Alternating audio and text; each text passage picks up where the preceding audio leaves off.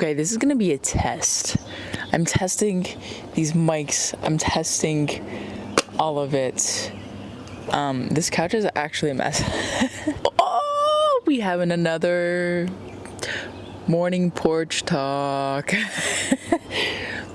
Listen, I was about to run this morning and I was like, I really don't feel like running. Like, my back is sore. I ran yesterday 2.4 miles.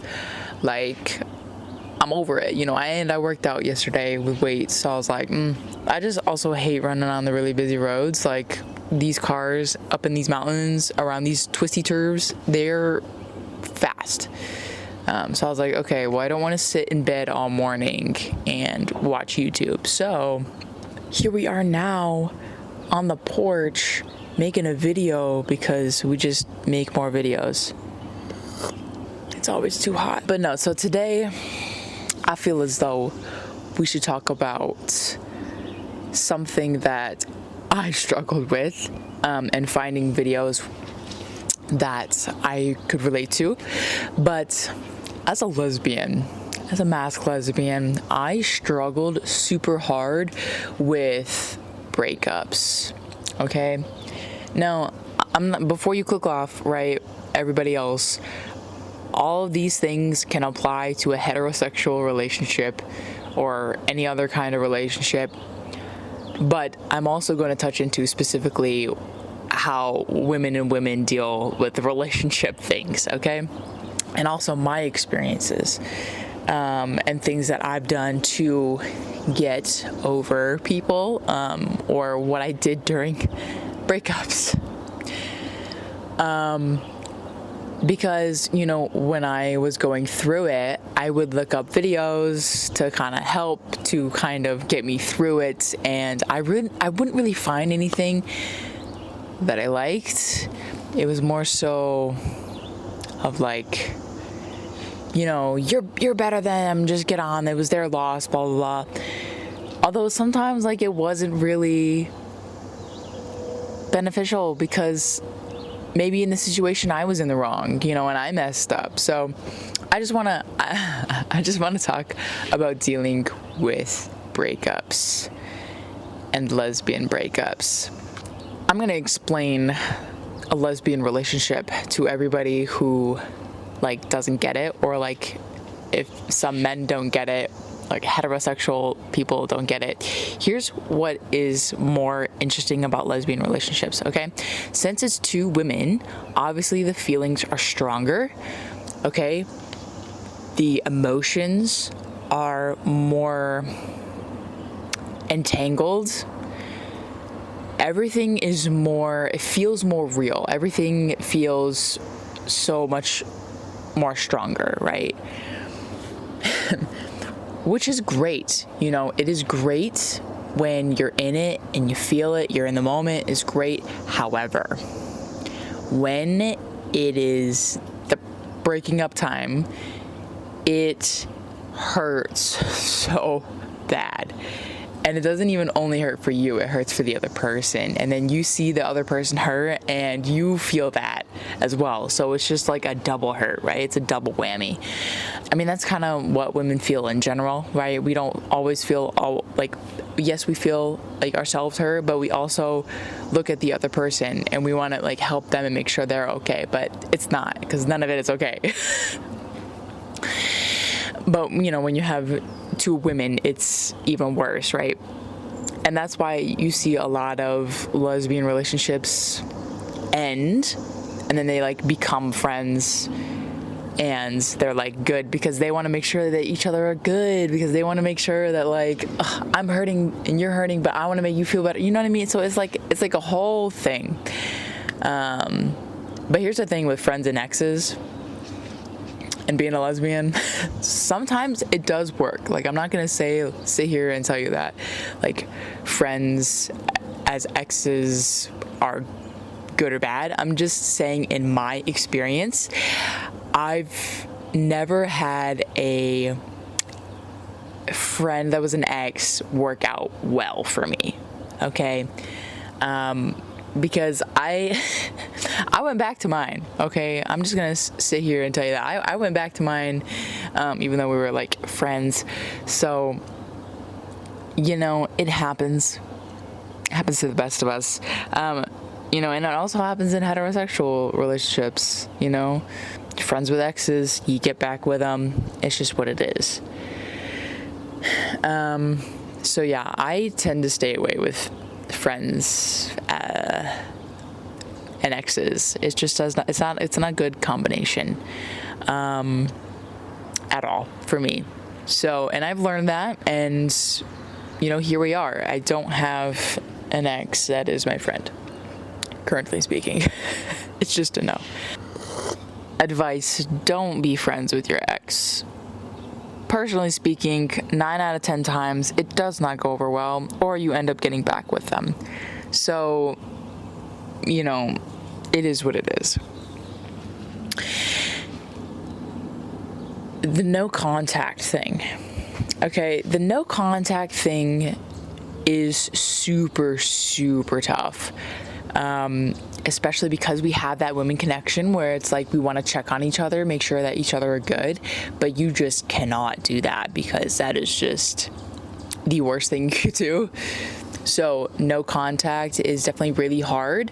But what I did when I had no contact, I would throw myself into whatever I was into at the moment. So if I was into filming a movie or a video, whatever, I would throw myself into it. I would literally become so obsessed about the project, or I would become obsessed about making art, or just anything, playing a sport. Literally, I would get so obsessed with it where it would consume all of my time. I call this, I don't know if this is a specific word out there. I'm not a therapist or anything like that, but I call this the progressive no contact. Okay, so this is the state that you're in where you're trying to avoid thinking about picking up that phone and texting that person. That's that point where you are just doing everything and anything you can to just not think about it. In some situations, it's healthy. It's when you don't think about it at all is when it gets bad. There is a thing where time does help with the pain part of it, but it doesn't help the memory part of it. I don't know if that makes sense. You can think about the memory and you kind of feel it, but I think as time goes on, you feel a little less of it, but you still have that memory. So time helps with that. So I think, doing something to fill that void so that time can help heal that pain, then you can go back and think about it and revisit it and be like, okay, what can I do better? What should I, should I have said, done, whatever, this, that, the other? Which is something that I also want to touch on is when you're done with somebody, when you break up with that person, you gotta reflect on it. You gotta be like, okay, what happened? What is the issue? What could have I done? What do I need in the future moving forward that this didn't work out because of? You need to reflect on the relationship and why it didn't go well and what you need in the future. That will help you with that next person, and it'll also help you healing wise, because then you'll recognize, they weren't the right person for me because I needed this and they couldn't give that to me. Okay, so after every relationship, after my progressive no contact era, I would reflect on it and I would write down stuff. I would literally journal. I would take a journal and I would just write down stuff. I would write down my needs. I would write down my wants, and it would help me gain an idea of what I wanted in a person for the future that I couldn't have previously. So definitely reflecting is something that helps with the process as well. And also in a personal standpoint of what could I have done better? How can I be a better person because of this? What did I learn from this? Because every relationship, you learn something from somebody. It's true. I've learned something from every one of my exes. I mean, that's in people in general. Every person you meet, you learn something from them if they're in your life long enough to learn from. But so make sure you take that lesson with you, because some of those lessons are very important that you learn through breakups, because of the breakups with that person, so make sure you know those lessons that you learned, because then it will help you feel like the relationship wasn't a waste of time. I've felt like that where I've gotten out of a relationship and I'm like, okay, perdite tempo. Realizing what you learned from the situation helps with the, oh, this was a waste of time moment.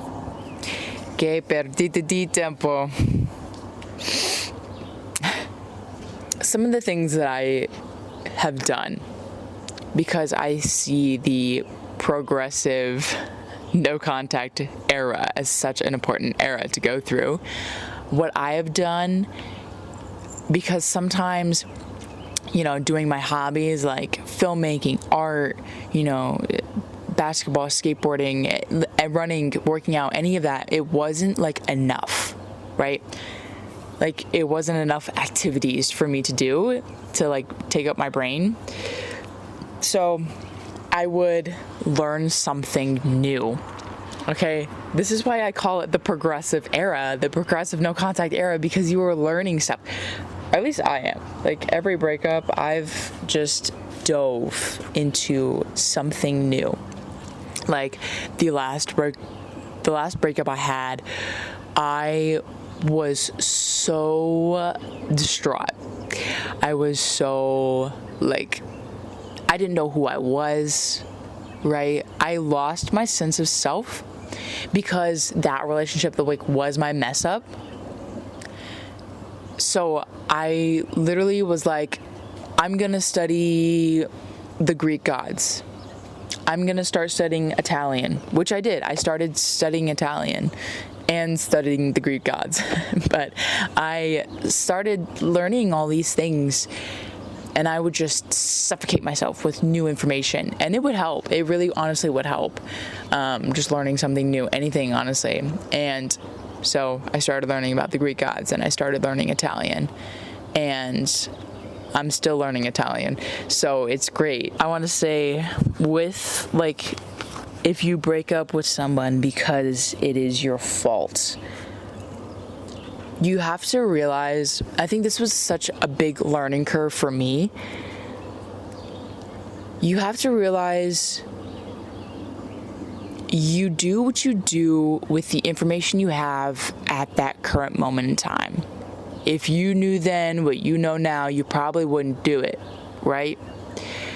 So we do the best that we can with the information that we have at the current moment.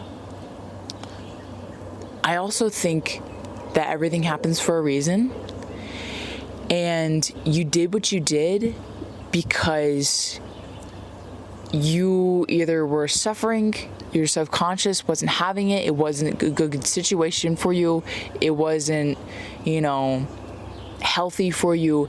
So you did what you did because you subconsciously were like, I need to go, I need to get out of here, I need to do something different. I'm not saying that you should do, bad things every relationship. That's not what I'm saying. I'm saying that if you do mess up and you know that you messed up and it's like a big thing, say, okay, I'm not even gonna dance around this fact. Okay, I cheated on someone. Okay, I'm not gonna lie, it sucks. I know it was wrong, right? But it was the first time I ever did it. I only did it once. I'm not that kind of person. But I may look like that kind of person, but I'm not. But I did what I did because I was stuck. I was trapped in this kind of really toxic environment, I think. And I think my subconscious knew that, and it was like, no, you need to get out of here. And at the time, I just didn't know how to do it. And so I did what I did because I didn't know how to do it any better, you know? So sometimes you have to realize that, you know, you do what you do because, you know, there is a reason why you did what you did, basically. So I'm not saying that what I did was right. I'm not saying that, you know, I don't still feel guilty about it. Like, it will stick with you no matter what. But, like, it's a learning experience. Like I said, everything is a learning experience, right? So with this, you learn about it and you learn, like, okay, future things, needs, right? Requirements, like, you know, things that people need to hit. Having those standards, those needs, those priorities, it definitely helps you not get in those really toxic relationships, because you fulfill those needs, like Maslow's hierarchy of needs. You fill those, and it's a good relationship because of it, you know? If someone doesn't meet your needs, get rid of them. They ain't worth it. Period. And that's on coffee. What I'm trying to get at with all this, and me sharing my experiences, being vulnerable, sharing my experiences, what I learned from it, I think that it's important to know yourself, how you work, what you are like in a stressful environment.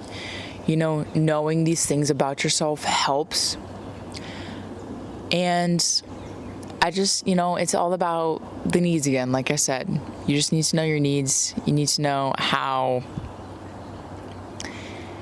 like, what you need from somebody in order to feel satisfied. And if you're going through a breakup right now, I feel for you. I've been there. I've been on the floor in a ball crying.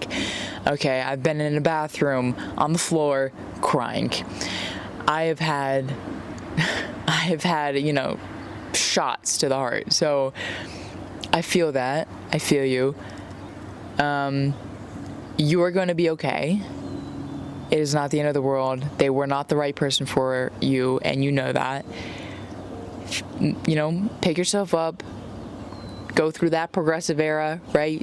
Learn something new, do something fun, work at your job more, you know, do what you need to do, and I promise it'll be okay. This was just, I wanted to make this video for a while, especially as a Masc lesbian. Like, people don't really understand, like, that Masc lesbians go through these things, you know, as well as, like, lesbians or, like, femmes, you know, because I feel like Mascs have such, like, a man stereotype where it's like, oh, like, Mascs don't have feelings, or, like, they don't cry, or, like, you know, they don't, you know, they're literally like a man. But it's not true. Like, we feel like that shit too. So yeah, I just want to say to all of the LGBTQ community out there, go easy on each other, love each other, but don't be friends with your exes. I know it's hard, but just don't do it. It's not good.